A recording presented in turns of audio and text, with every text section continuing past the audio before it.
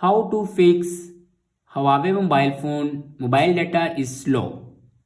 So let's start the video. First of all, open settings and then click on mobile network.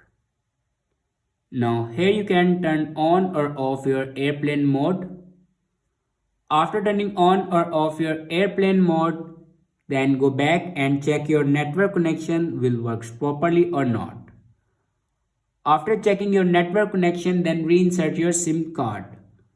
After reinserting your SIM card, then restart your device. For start your device, press and hold power button.